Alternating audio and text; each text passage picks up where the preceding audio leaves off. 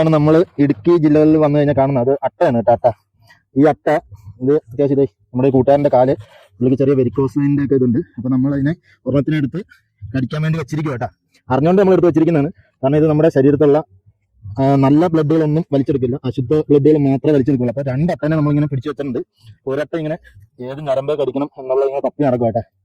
അപ്പോൾ പഴമക്കാരെല്ലാവരും ഇങ്ങനെ ഒരു ചികിത്സ സാധാരണ ചെയ്യാറുണ്ട്. എന്തായാലും ഇതാണ് നമ്മുടെ സുഹൃത്ത് കേട്ടോ. അപ്പോൾ സുഹൃത്തിൻ്റെ കാലയിലാണ് നമ്മൾ അട്ടനെ കൊണ്ട് കടിപ്പിക്കുകയാണ്. എല്ലാവർക്കും ഇത് ഭയങ്കര പേടിയാണ്, പക്ഷേ ഇത് പേടിക്കേണ്ട കാര്യമൊന്നുമില്ല. നമ്മുടെ ശരീരത്തുള്ള നല്ല ബ്ലഡുകളൊന്നും ഇതുങ്ങൾ എടുക്കില്ല.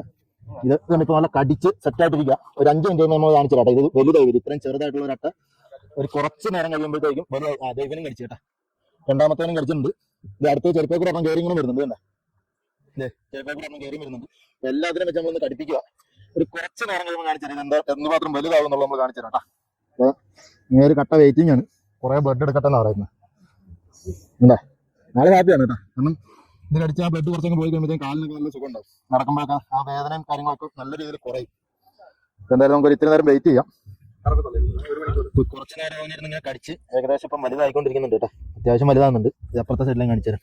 അങ്ങനെ അവൻ കുറച്ചുകൂടെ ചെറുതായിരുന്നു, ഇപ്പം അത്യാവശ്യം വലുതാകുന്നുണ്ട്. നല്ല രീതിയിൽ ഇവന്മാർ ബ്ലഡ് കുടിച്ച് കഴിയുമ്പോൾ ബാക്കിയും കൂടെ ഞാൻ കാണിച്ചു തരാം കേട്ടോ. ഇവിടെ ഉള്ള എല്ലാവരും ഇപ്പൊ കാലിലും നോക്കി ഇങ്ങനെ അങ്ങോട്ടും ഇങ്ങോട്ടും ഒക്കെ നടക്കും കേട്ടാ. ഓരോന്നും ഓരോ വഴിക്കാണ്. കാലും പൊക്കി പിടിച്ച് ചവിട്ടിക്കൊണ്ടാണ് നടക്കുന്നത്. പേടിയാണ് ഇത് നടക്കാനായിട്ട്. എന്തായാലും നല്ല അടിപൊളി ഏരിയ ആണ് കേട്ടോ. ഒന്നും പറയാനില്ല, നല്ല വൈബ് ഏരിയ ആണ്.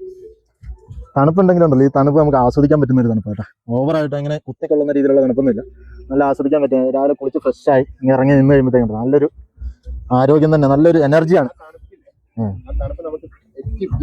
ഇറിറ്റേറ്റ് ചെയ്യാത്ത രീതിയിലുള്ള ഒരു തണുപ്പ്. എല്ലാരും ഇങ്ങനെ എൻജോയ് ചെയ്ത് നിൽക്കട്ടെ തണുപ്പത്ത്. ഇവനിങ്ങനെ കയ്യും കെട്ടിയൊക്കെ നിൽക്കുക.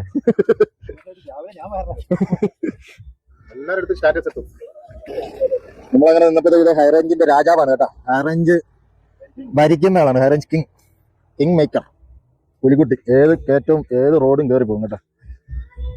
എനിക്ക് ഏറ്റവും ഇഷ്ടപ്പെട്ട ഒരു വണ്ടിയാണ് ജീപ്പ്. ഇങ്ങനെ ഇതേപോലെ വെള്ളം ഒഴിക്കുന്നു.